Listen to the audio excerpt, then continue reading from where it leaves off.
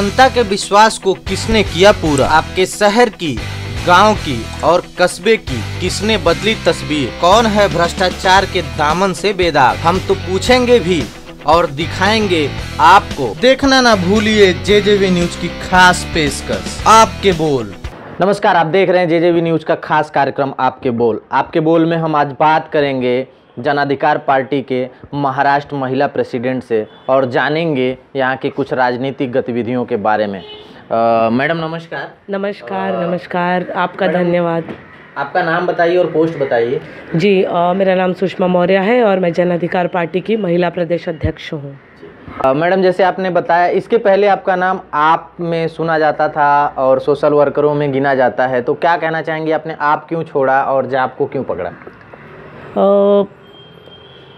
आप में जो कार्यकर्ता थे वो जाके अमेठी काम किए, वाराणसी काम किए, गोवा में जाके मैंने काम किया, दिल्ली पहले इलेक्शन में काम किया, लेकिन महाराष्ट्र को लेके आपकी कोई भी रणनीति सीरियस नहीं है और वो आगे किसी भी इलेक्शन के लिए सीरियस नहीं थे। इनफैक्ट उन्होंने गुजरात के लिए भी मैंने जाके गोपाल राय जी से मुलाकात की थी, पर वो गुजरात को भी सीरियस तरीके से लड़े नहीं। तो मुझे रियलाइज़ होने लगा कि मैं गलत जगह हूँ और ये महाराष्ट्र, दिल्ली छोड़कर ये कहीं भी इलेक्शन को लेके सीरियस नहीं है, तो मैंने छोड़ दिया आम आदमी पार्टी। मैडम, आपने जाप पकड़ा है, इसके संस्थापक एक ओबीसी समाज से बिलोंग करते हैं, इनका क्या एजेंडा है जो मार्केट में आप लेके आ रहे हैं?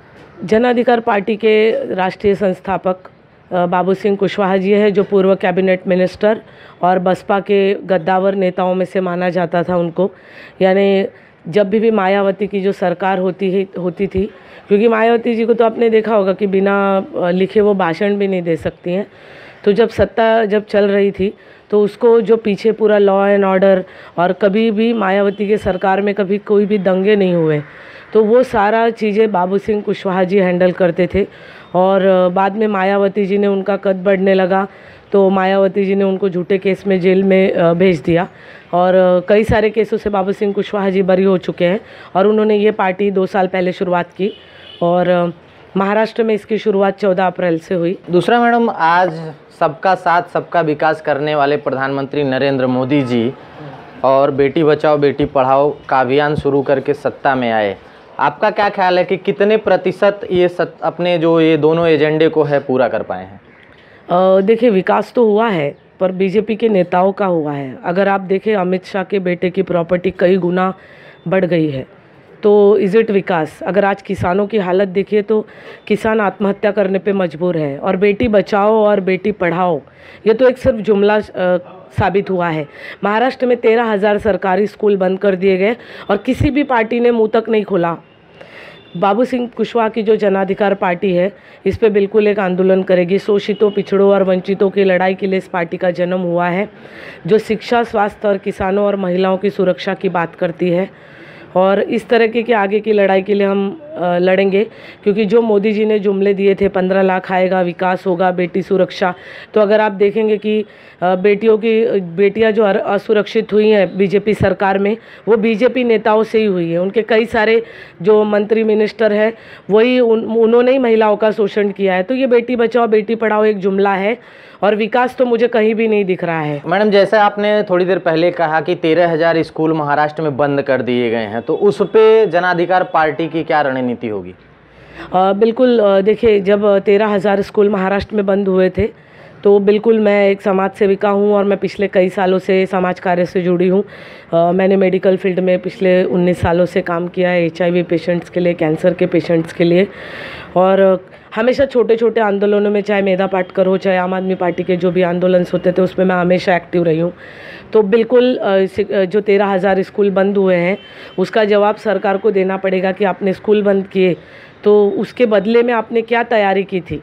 बिना तैयारी का आपने स्कूल बंद कर दिया तो ये जो किसानों, आदिवासियों, शोषितों, गरीबों और के बच्चे कहाँ जाएंगे पढ़ने, उसकी कोई तैयारी नहीं है। तो बिल्कुल जन अधिकार पार्टी महाराष्ट्र में लोकसभा इलेक्शन भी लड़ने जा रही है और हमारे जो एक MLA और लोकसभा के जो उम्मीदवार खड़े होंगे, और हमारे मैनिफेस्टो में भी ये चीज़ होगी कि स्कूल, स्वास्थ्य और किसानों और बेरोज़गारों के रोज़गार, उसके ऊपर हमारे सब आगे जाके आंदोलन भी होंगे और राजनीतिक लेवल पे भी हम इसको उठाएंगे।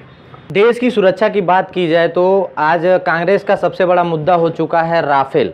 राफेल में राहुल जी आरोप लगाते हैं कि बहुत सारा घोटाला हुआ है, इस पे क्या कहेंगे आप?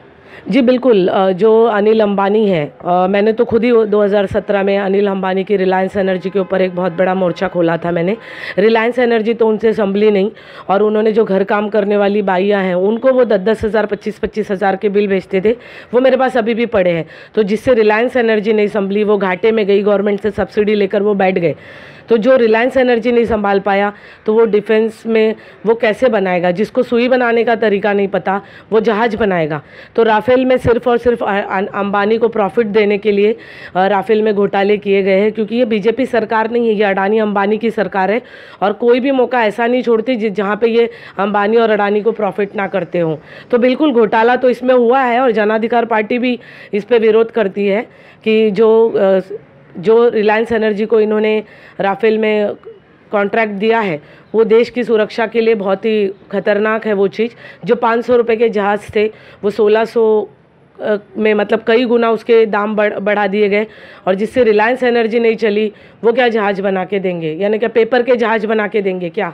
मैडम, एक लास्ट सवाल आपसे कि 2019 में आपने कहा कि बहुत बड़ा जुमला करके मोदी जी की सरकार बनाए, तो 2019 में क्या लगता है आपको कि किसकी सरकार आनी चाहिए और किसकी सरकार आएगी? देखिए, अभी 2014 में जनता को इन्होंने ब्रांडिंग करके, बहका के, अच्छे दिन, मंदिर और विकास और बेटी बचाओ बेटी पढ़ाओ, ये सारे जुमले देकर उन्होंने, और मतलब आतंकियों से सुरक्षा करने के लिए नोटबंदी कर ऐसे बहुत सारे चीज़ें और बहुत सारे जुमले देकर उन्होंने जनता को बहका कर वोट ले लिया है।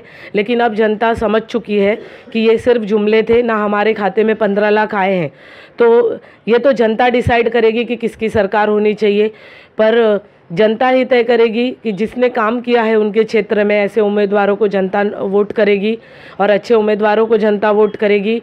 और जिन्होंने देश के साथ, जनता के साथ और अपने वोटर के साथ धोखा किया है, जनता उनको सबक सिखाएगी और सही नेताओं को चुनकर लाएगी। मैडम, जैसे आपने कहा कि जनता सबक सिखाएगी, कुछ दिन पहले हुए इलेक्शन में कई स्टेट में बीजेपी की हार हुई और वहाँ पे कांग्रेस जीती है, तो क्या लगता है आपको कि पीएम उम्मीदवार में राहुल गांधी क्या पीएम बनेंगे? देखिए, अभी वो तो आगे जो महागठबंधन बन रहे हैं, या जो भी हम तो अभी शुरू किए हैं, 1.5 साल हमको हुआ है, इस पे हम ज़्यादा कुछ तो नहीं बोल सकते कि राहुल गांधी पीएम बनेंगे कि नहीं बनेंगे। वो तो जनता तय करेगी, और जो जनता का डिसीजन होगा वो सर पर होगा।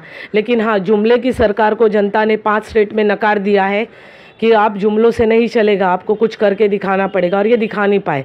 इन्होंने मंदिर के नाम पे तारीख दी, तो जनता वो भी समझ चुकी है कि ये मंदिर के नाम पे बेवकूफ़ बनाते हैं, इसलिए उन्होंने 5 स्टेट में जुमलों की सरकार को वहाँ से हटा दिया है। उनको काम करने वाली सरकार चाहिए। और कई जगह पे आप देख रहे होंगे कि नोटा के भी वोट्स बढ़े हैं। इसका मतलब जहाँ पे उम्मीदवार पसंद नहीं है, वहाँ पे जनता ने उनको भी रिजेक्ट कर दिया है। बाकी तो जनता तय करेगी। सपोज अगर आपका सत्ता आया तो आप अपने दावे पे कितने प्रतिशत खरे उतरेंगे और कितने दिनों में? जिसके जो राष्ट्रीय संस्थापक हैं माननीय बाबू सिंह कुशवाहा जी, जब बसपा सरकार में थे तो उन्होंने जनता के लिए, जनता के बीच जाकर उनके लिए बहुत सारे काम किए हैं। तो जो अगर हमें जनता मौका अगर देती है तो हम किसानों, वंचितों, पिछड़ों की लड़ाई, और आज आपने देखा होगा कि कोई भी आंदोलन नहीं हुए लेकिन 10% आरक्षण दे दिए गए, और जिन्होंने आंदोलन किए गए उनके कितने लोग उसमें मारे भी गए, पर उसके आरक्षण पे ये मौन धारण कर लेते हैं। कोई बहस नहीं, कोई जनता के बीच जाकर पूछा भी नहीं गया, अपने मर्जी से आरक्षण दे दिया गया। तो अगर आप 60% आरक्षण दे सकते हो तो फिर 100% दे देना चाहिए। ऐसे हमारे जो राष्ट्रीय संस्थापक है वो भी यही कहते हैं, और हम काम तो करके दिखाएंगे, और हमने हमेशा किया है। इसके जो भी कार्यकर्ता है वो ज़मीनी स्तर से जुड़े हुए कार्यकर्ता है। हम जनता के बीच जाकर अपना काम दिखाएंगे, हम उनसे वोट मांगेंगे, और हम उनको ये चीज़ें जो भी हम कमिटमेंट दे रहे हैं हम सब करके दिखाएंगे। महिलाओं की लड़ाई भी लड़ेंगे। देश को जो आर्थिक तंगी से हालात गुजर रहे हैं उसके लिए भी जन अधिकार पार्टी एक तरीका बनाएगी कि बजट किस तरीके का होना चाहिए, कहाँ पे खर्चा होना चाहिए।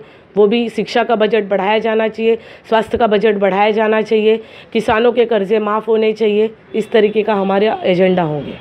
तो ये थी हमारी जनाधिकार पार्टी के महिला प्रेसिडेंट सुषमा मौर्य जी, और इन्होंने अपने एजेंडे को किस तरह से बोला और मोदी सरकार पे किस तरह से टिप्पणियां की। आप देखते रहिए, हम आपको दिखाते रहेंगे। अगर आप फेसबुक पे देख रहे हैं तो पेज को लाइक करिए, शेयर करिए, और यूट्यूब पे देख रहे हैं तो सब्सक्राइब कर घंटी जरूर बजाइए। वीडियो जर्नलिस्ट परवेज खान के साथ चंद्रभूषण विश्वकर्मा, JJV न्यूज़। आप हमारे YouTube पेज को लाइक करें, शेयर करें, सब्सक्राइब कर घंटी जरूर बजाएं ताकि आपको मिल सके हमारे खबरों के नए अपडेट का नोटिफिकेशन।